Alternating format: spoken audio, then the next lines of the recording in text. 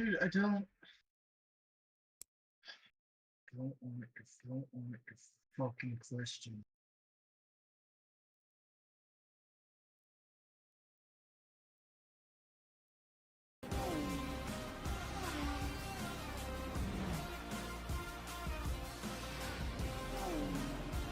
Pace and yeah, I mean race pace is our strength normally, so we try to. Millions of people are tuning in. Intrigued to know where club life will take them. Presenting the best of electronic music.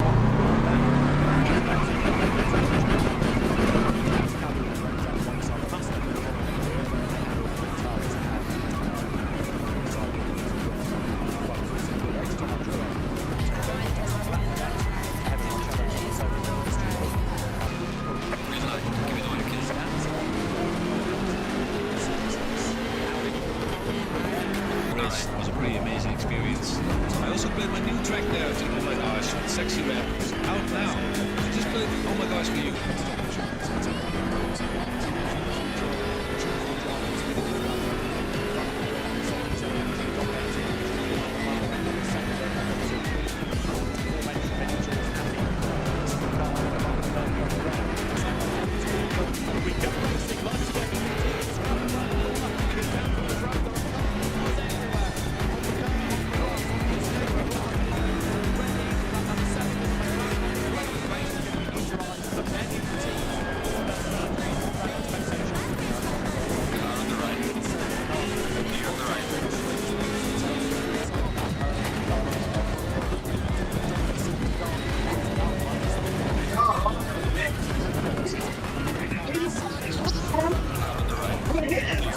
Oh my god, dude!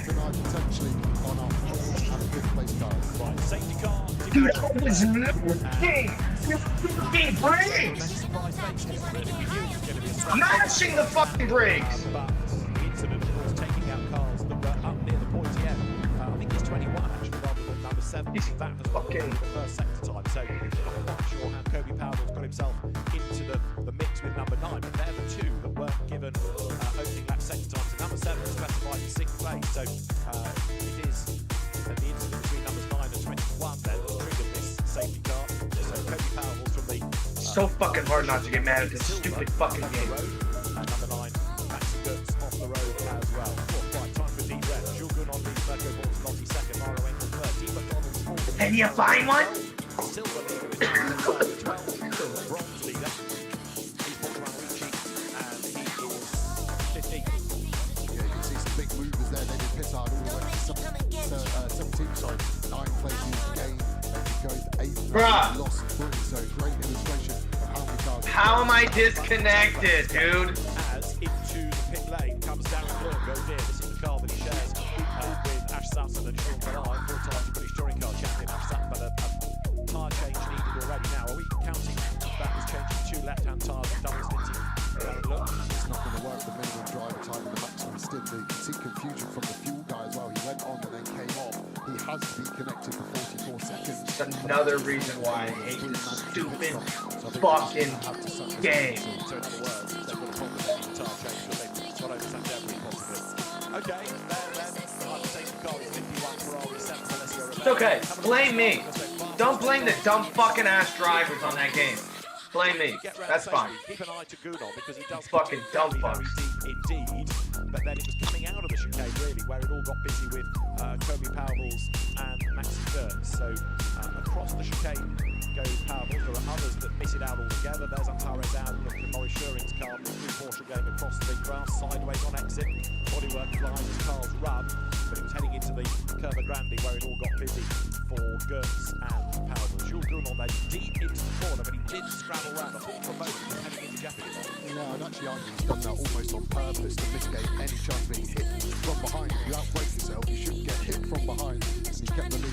The car snaking through the polystyrene boards. Drivers actually trying to see that to minimise any time loss if they have to go. Look in the background for the contacts. Hard to see, isn't it? You can say the Aston has been in the back of the Mercedes, but did the Mercedes creep over the front and turn themselves around. Let's go on board with one of the BMWs towards the back of the field. You'll see everyone braking, off the brake, trying to work out where they can go. 19 Lamborghini doing well there, trying to regain some of the 10 places lost into the back. Where do we get our damage at the moment? That shouldn't be enough, but this is where we'll get cars 3-4 wide on the exit, maybe some contact now. Darren tries to get alongside the Mustang. It's half a gap there. Then he's got a break with debris flying or a car off the road to the left up against the wall. Doesn't look as though he rammed up against anybody, does it? But certainly something happened on that first lap for Darren Look to bring him into the pits. He's rejoined, by the way. Road doesn't know which way to look, but the cars flick through the chicane. It's further up the road where it did look as though Gertz moved across on the Aston and they're back off into the wall. But it's a rare place to find cars. Yeah, it's a long crash as well. It carries on changing energy on board of the 93 car. See that? What the fuck, dude? You're trying to go for a half-baked move on that one because the race control is going to review all the camera angles they've got to see if anyone gained an unfair advantage. And yeah, you can just see there is nowhere to go whatsoever. And this is how it looks in super slow motion. The cars accelerate into the chicane. Making that good start, as you say, just covering off any chance of being attacked from behind. So we're currently behind the safety car. Jules Gounon leads the way. Merkel Lotti running in second, Marco Engel running in third. Then it's Herrera, Team Romero, Goethe. Charles Witt's already up into ninth. And then in 10th place, Maurice Sheringham, 22 Porsche, 93 in pit lane. Then that is the Ferrari. Chris Foggart's behind the wheel. Bad news for Andre Bukovac, started in the pit lane and is back in. And James Kellett, who had problems in qualifying in 992 Paradigm BMW, is in as well. So I think this is part of the people with mechanical maladies. That's a proper regulation stop though. Chris Foggart taking on fuel. Bukovac has done the same thing. That car does get away. So it looks as though 1 or 2 are rolling results. He's going to get one of those regulation pit stops done while the safety car is out. Yeah, exactly. It isn't a strategy that should work, and I say shouldn't, because at the moment they're not going to be able to get to the end on not doing any extra pit stops. But if there's a plentiful amount of safety cars, they may be able to mitigate the loss. They're already at the back, they're not losing track position, but they're getting rid of some of these pit stops. But I don't expect many people to be stopping before 38 minutes. There's a drive-through penalty, a legacy of those qualifying for number 5 McLaren. This, as predicted and as promised, is the super slow-mo on the start. You can see how much load goes through the car. You can see how close to the edge of the circuit at the first part of the chicane was Jules Gounon, but therefore making sure that nobody can clatter into the back of it. But keep an eye further back as rear wings go left and right. The car's coming through that chicane. You can see up the curb there goes the Aston Martin number 7. There's a Porsche there on a very odd angle, which is 22. There's already debris look on the racetrack as the cars wriggle their way by. It's possibly that Darren Look drove over, knocking the tyre off his car and brought him into the pit lane. So frantic start there. Miserable weekend for Brooks and BDS. Number 9 Mercedes there missed virtually 2 hours on Saturday when it had a sensor problem and not even half a lap done, not even a sector done. There's a 2-minute stop-and-go penalty also to the Bukovac's Audi, which is a steward's decision. I suspect for the engine change, given that that car had it between qualifying and the race. They were in allowed to start for the stop-and-go in 2 minutes. They could ideally get that done now, couldn't they, on the pace of the race is slower. Number 19 in as well, and that car is Baptiste Moulin. Is this just the left-hand tyres? Looks like it. That, remember, is a regulation stop. One of your 3 mandatory stops. You can change 2 tyres, but no more. You don't have to change 2, but if you're going to change, it's only the 2 on the left-hand side as well, specifically. And the driver has to stay. Yeah. What is going on? Is Jules Gounon then. He is the race leader. And let's just leave the stop promoters go on board. We are coming quite high now.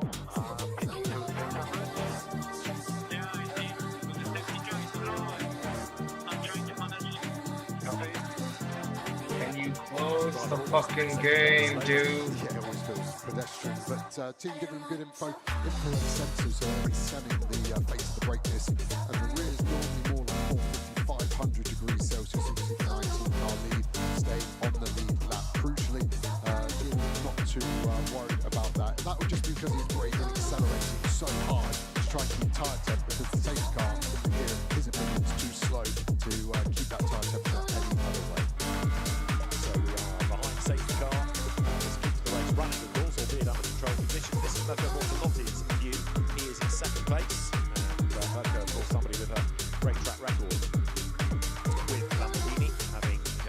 Batman. After that, Tedros and Craig, Goodies. Solardo, Outer Space. And Chris Lake, Savannah. And this... But they'd already done one pit stop anyway, haven't they? They're not caught up before they came in the stop-go. So, the 9, maximum Gertz, so 56 cars will circulate when we go back racing. We're not yet, but we will be at the end of this lap. So, the cars are due in this time around.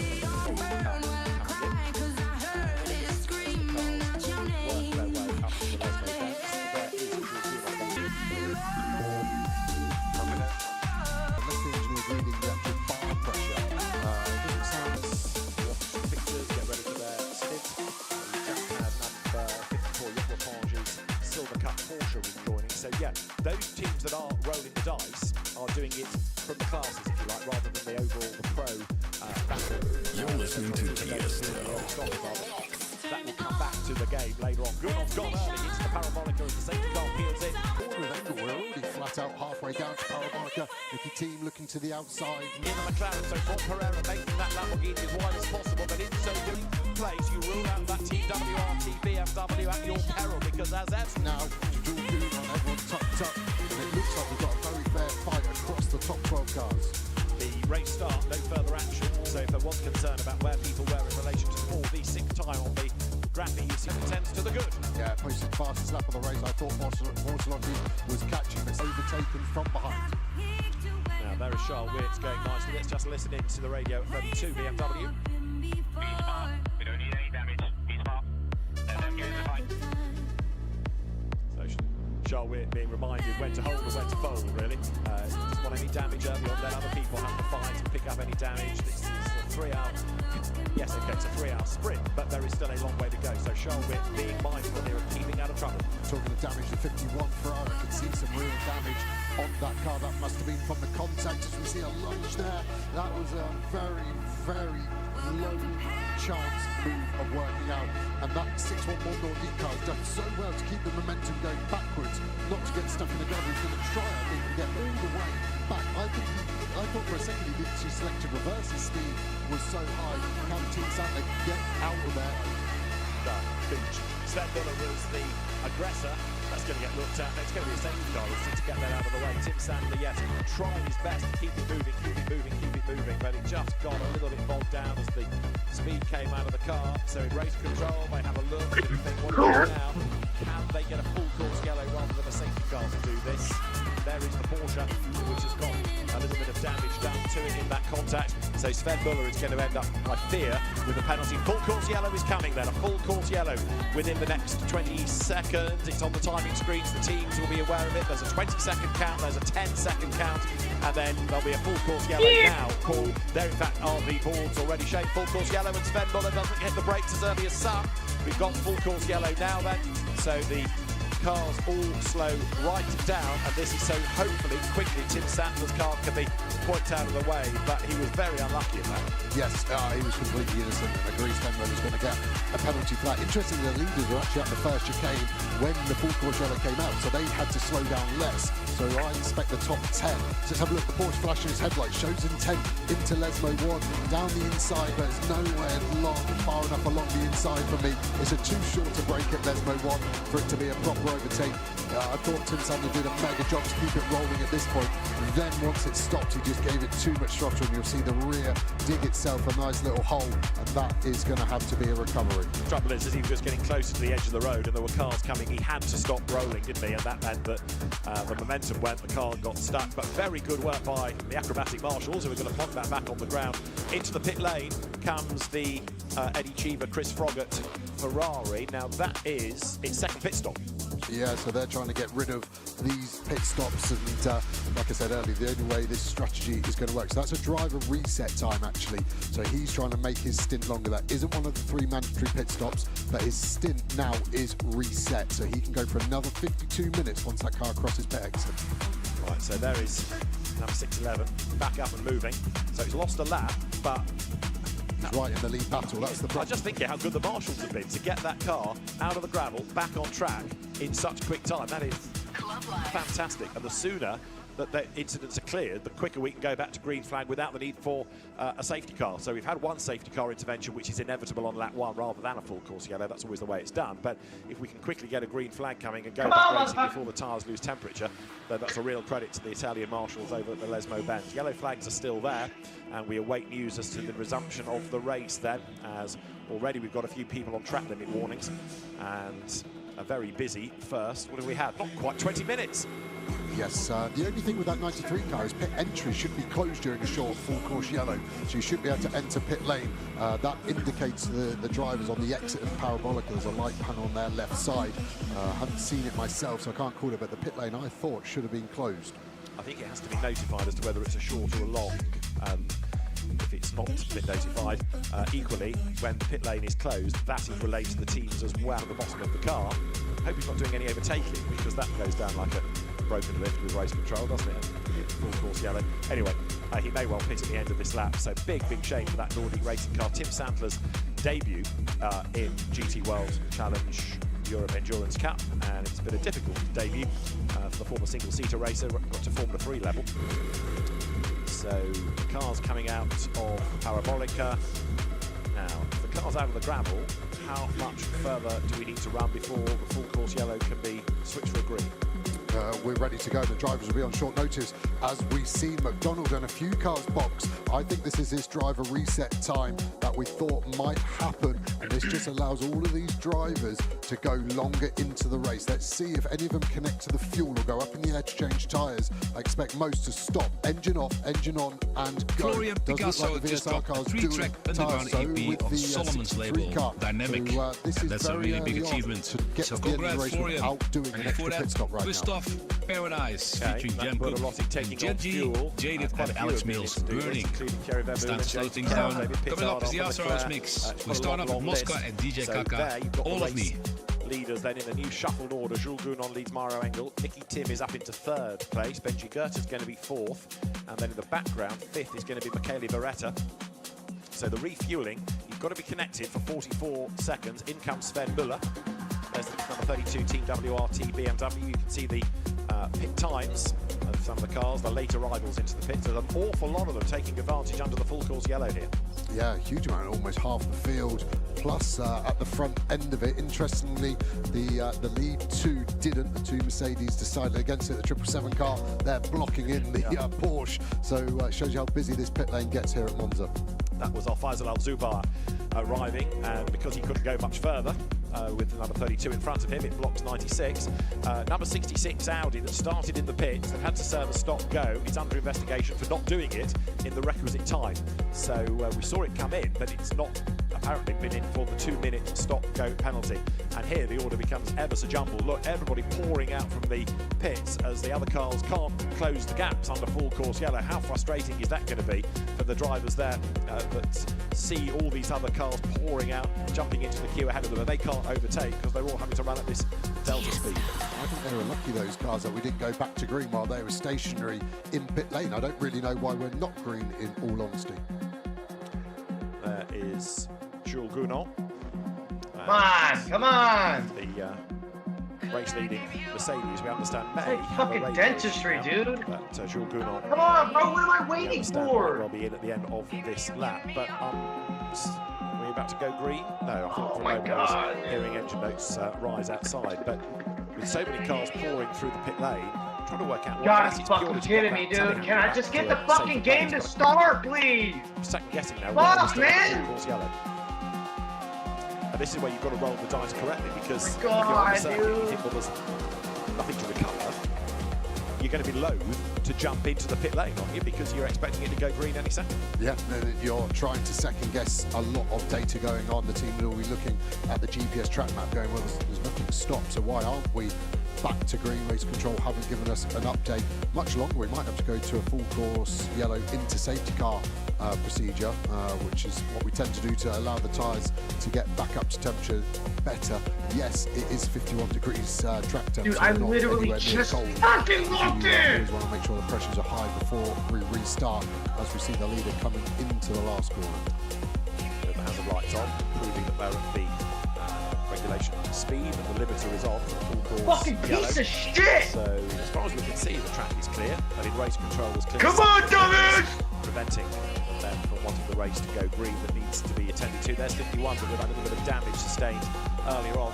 32, don't forget that has been in for a pit stop, so it's out of sequence. And number 17, Jules Gounon, race leader, coming into the Unbelievable how hard it is, this fucking race in a goddamn fucking video game, dude.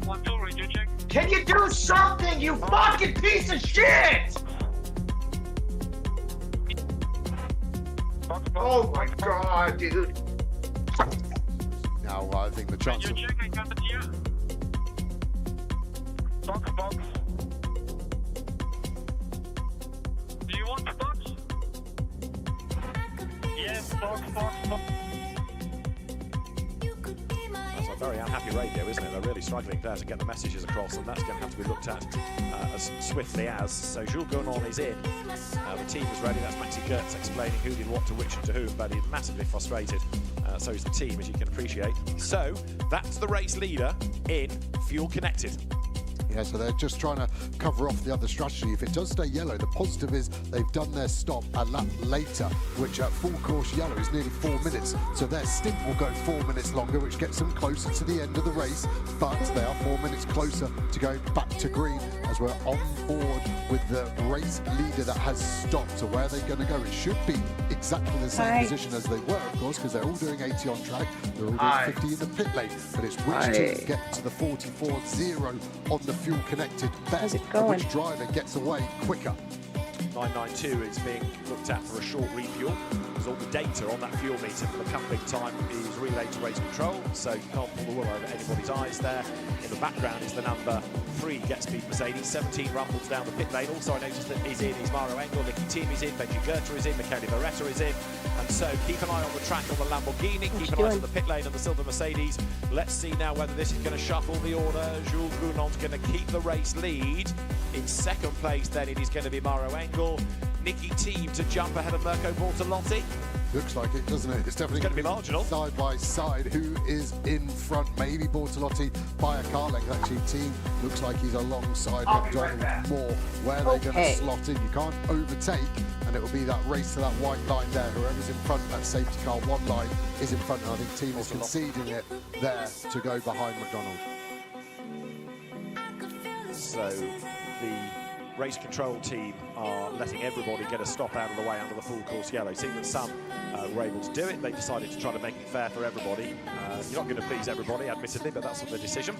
And so the cars come up now towards the Curva Grande. We're on lap number 10 right now, with Jules Gounon the race leader, Mauro Engel in second place, Nicky Tim in third, Benji Gerter fourth, Michele Beretta was fifth across the line. There's still going to be quite a lot of shuffling as there the rest come pouring out of the pit lane. Interestingly, I can't see any driver changes that have been done. So this is the fuel stop and tyre change, which was either no tyres or left side only. So the 2 remaining mandatory pit stops are all going to be driver changes. So this is effectively the double stint. So expect these drivers to go all the way to the end of their 52-minute maximum drive time allowance. And there, with damage, looks like one of the Comptiu Astons trying to sort that out. Whole new front being fitted onto the car. 35, that it is. That's a Balkan Horse Aston, forgive me. So that's the Roman Larue, Matteo Villa Gomez, Oliver Söderström car. Right, full course yellow then. We are still running under, and we have got to lap number 10 with the field running at this delta speed. That was to get Tim Sandler's car out of the gravel bed. Now, as they come towards the completion of the lap, Jules Gounon, Mauro Engel, Nicky Tim, Benji Gerter looking with the front of the pack, but you've got a factor in there also, Mirko Bortolotti. That will update in the next timing point. Quick look further down the order, there, number 911. And this is the Porsche that Alex Malikin is behind the wheel of. So for the teams, they've been able to quickly crunch the numbers. I bet many of them, of course, had already worked out what we do if there's a full course yellow on this lap, on that lap, a safety car here. Maybe I can play this game without losing my fucking mind. Windows will be well defined. Did you lose your mind pre-race weekend, while I was gone? They'll just stick to their plan.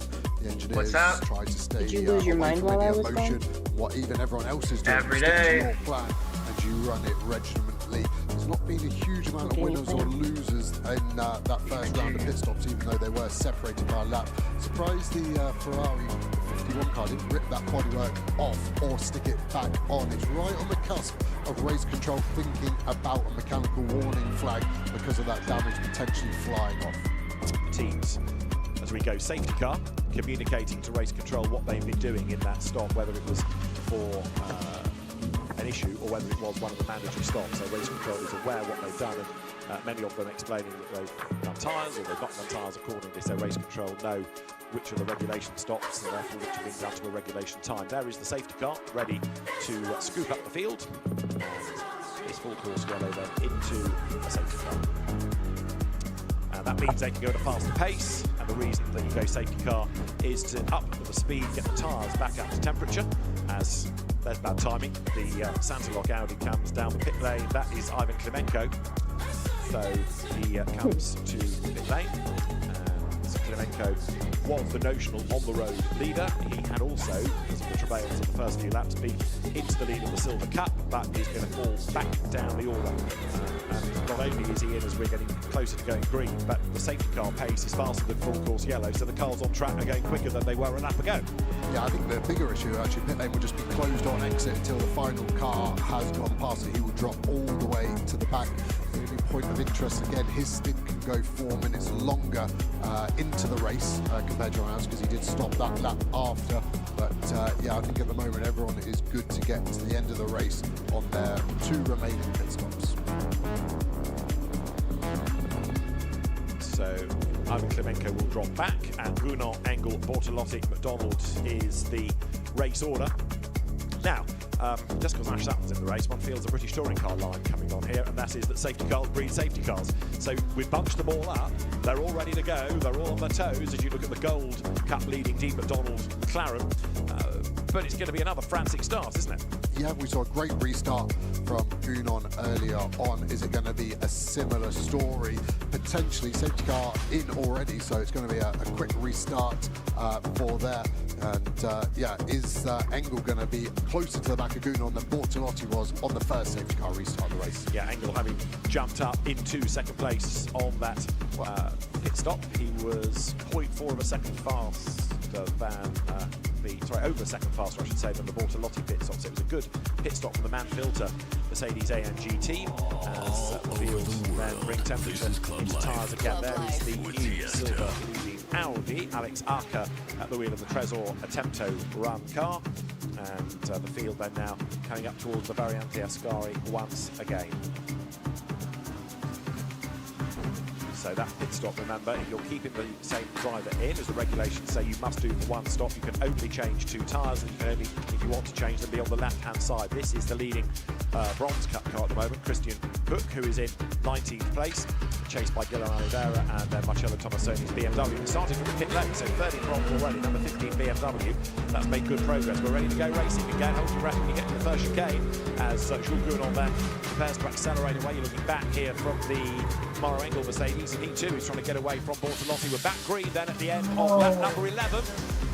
And now they can go racing once more up towards the line. Jules Gounod controls the pace and now pulls the pin. Over the line he goes. Green flags fly. Battle on for 3rd place. Dean McDonald McLaren on the tail of Mirko Bortolotti there in the Lamborghini. Is the car behind going to make an attack? It is. That is Nicky Tim in the Aston Martin. Bortolotti covers off the McLaren. And round the outside goes Dean McDonald for 3rd place. Fantastic move on the restart. Dean McDonald round the outside, goes 3rd in the McLaren. And so it's Mercedes, and then 3rd, the Gold Cup leading McLaren. Dean McDonald at the wheel of it. That was quite a move. Yeah, hard and far racing. I was amazed that Bortolotti didn't squeeze him out, but Dean just sent it and it stuck. So fair play on that move. Nicky Team now looking to get past that Lamborghini. It doesn't seem to restart well. We saw it on the first restart. It wasn't on its toes. It doesn't seem to have much pace on the opening lap of a safety car restart. So the race leaders are on lap 12. 2 hours and 27 minutes to go. There's 96 Porsche, Sven Muller with Alex Malikin having to give him room and skip across the curb. Thinks he doesn't pick up any damage, keeps out of trouble. We know that Sven Muller is feisty because of an incident here a few laps ago that triggered that most recent caution period. So the electronic Porsche, the one in sprint at Zandvoort, battles on. The race leaders on the 12th lap with over half an hour gone, still being headed by Jules Gounon, who's got to try again to build the lead over the opposition. It's Engel going after him. Here, use a steering wheel. We'll make it impossible to use. Don't worry about it. Setting it up isn't going to happen. That fucking steering wheel is going to be the death of you, man. You always have issues with that steering wheel. Can you fucking turn? What the fuck, man?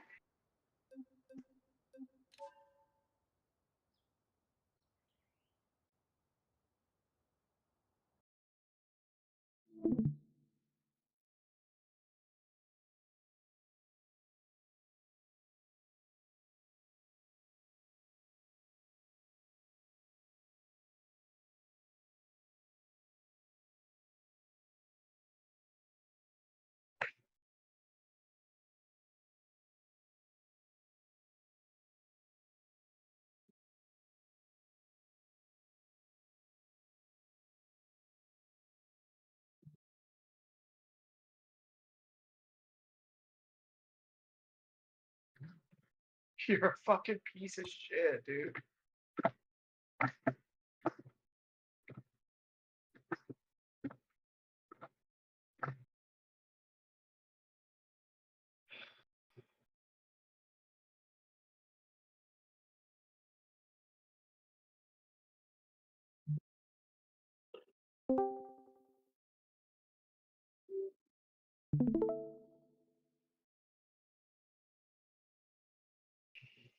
Second, and then with damage, it's going to do something fucking now remember, stupid. that has already come out of the pits. We saw them repairing that car, but a pin has gone or the tape has failed, and that means that Romain Leroux is going to have to come in again, because if the air gets under that and it rips off, it's going to be dangerous. Here are the leaders. Parabolica, end of the lap. Gounon, good restart lap.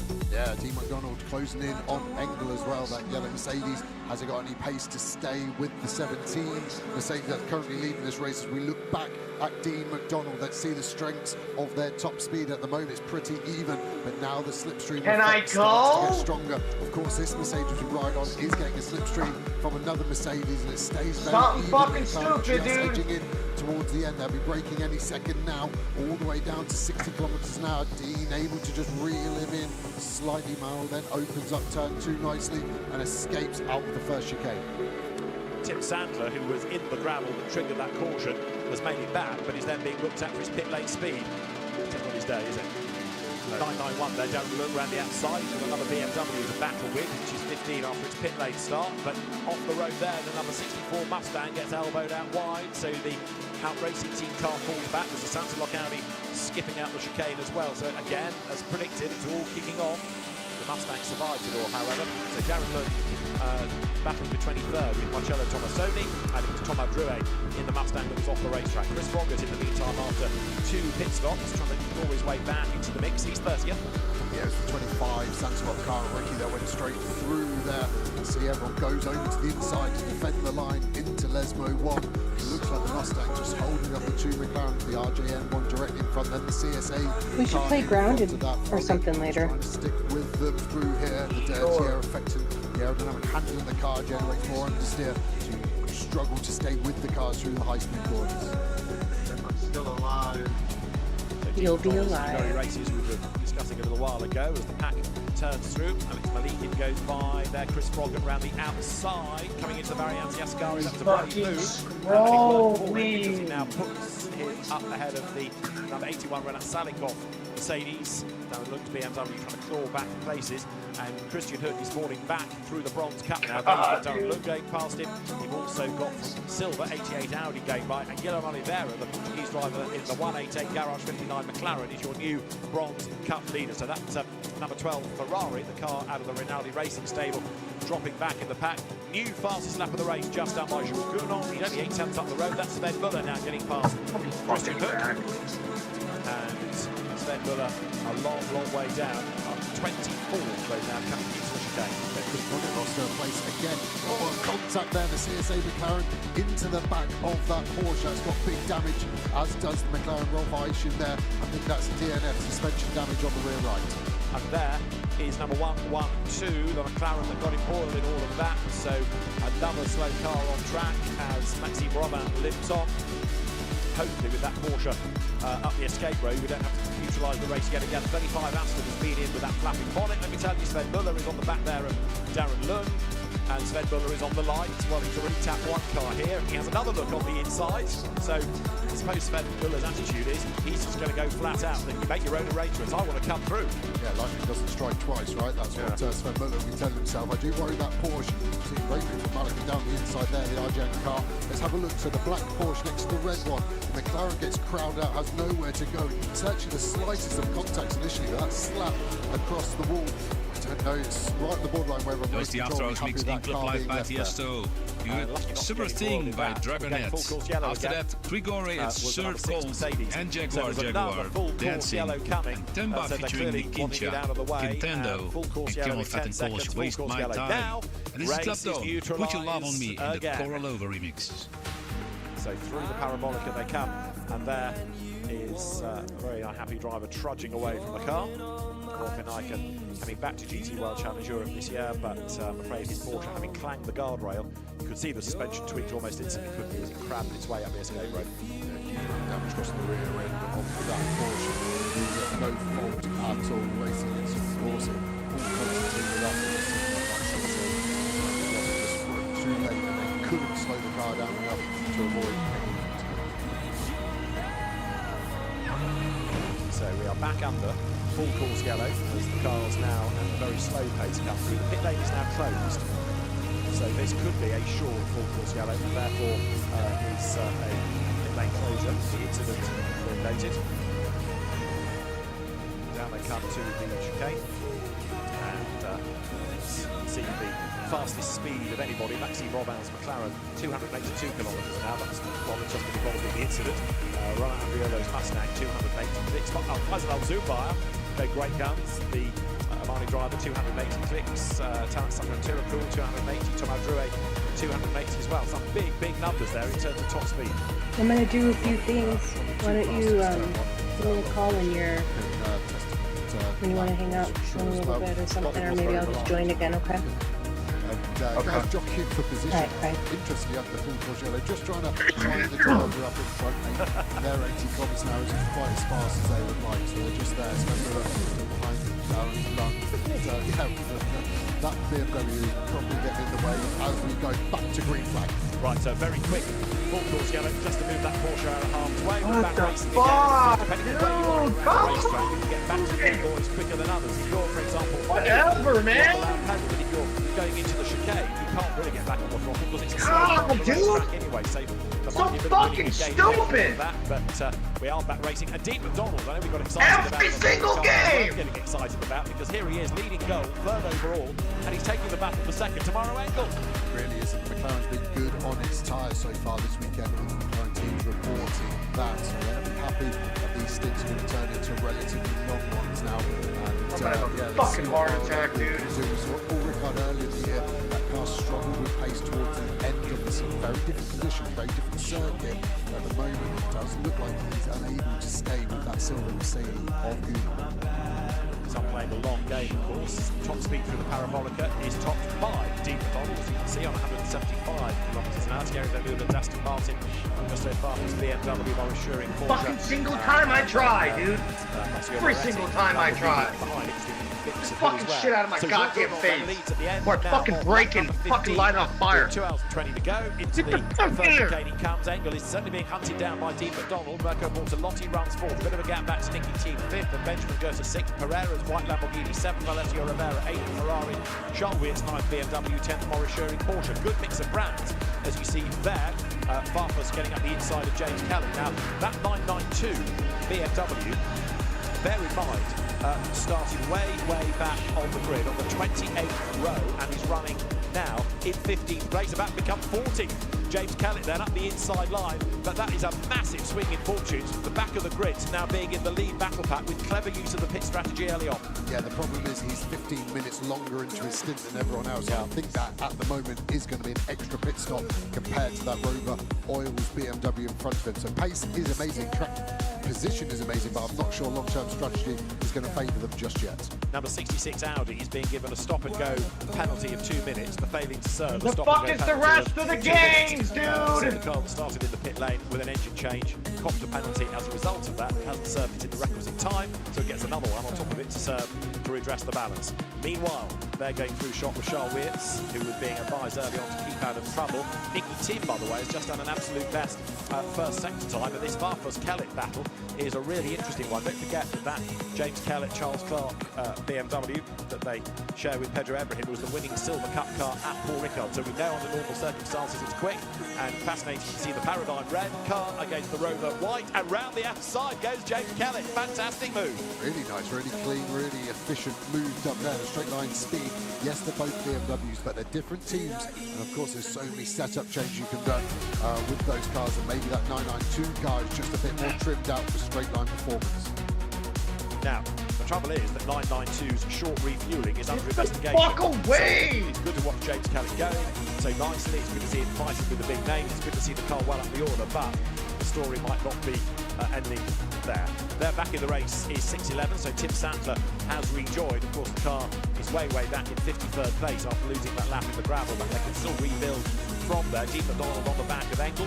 Marco Bortolotti not staying with them. Fastest lap of the race, by the way, now Sven Muller. So well fired up as he tries to get through the traffic. Tough day in the office for him, the Rutronic.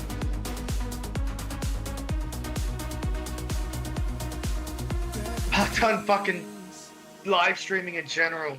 So fucking tired of this shit.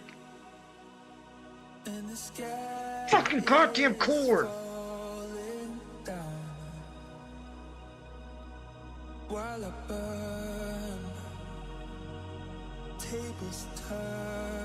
Can I just see all the games? Is it that fucking complicated?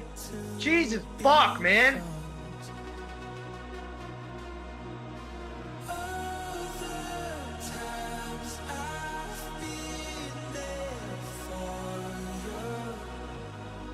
Oh my god, you're so fucking autistic. It's insane, dude. Grounded. Can I just get the game?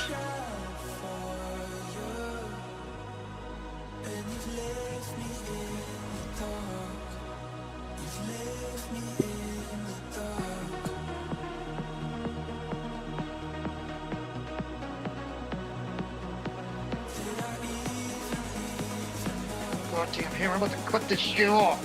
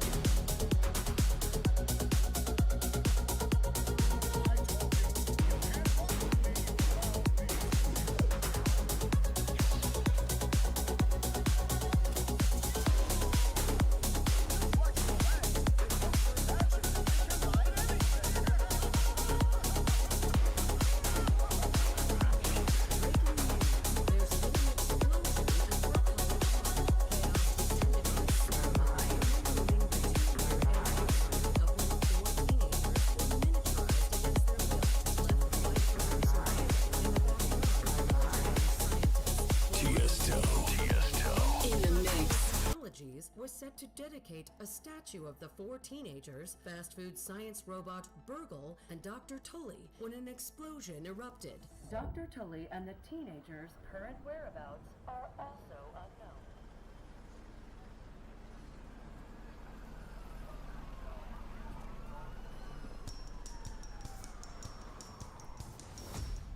You gotta keep them separated.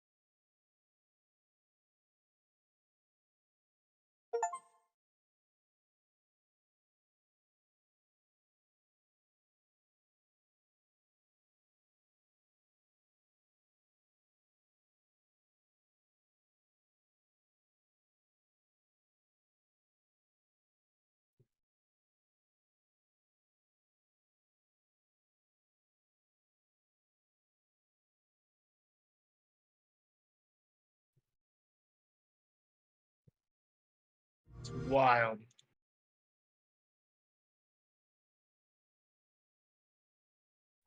Can't wait. You gotta keep them separated.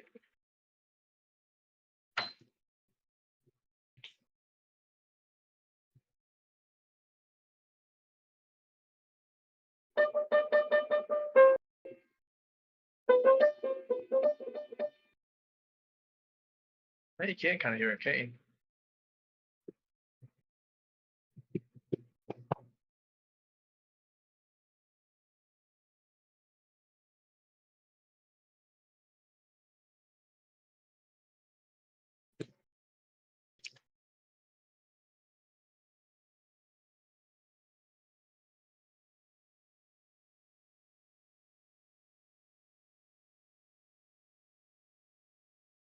Let's go.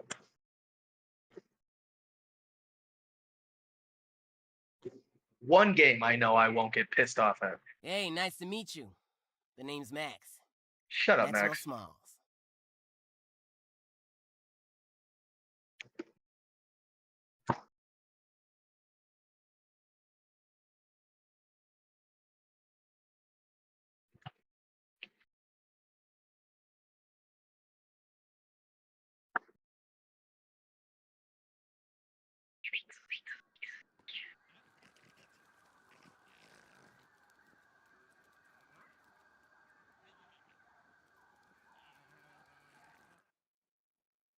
Okay.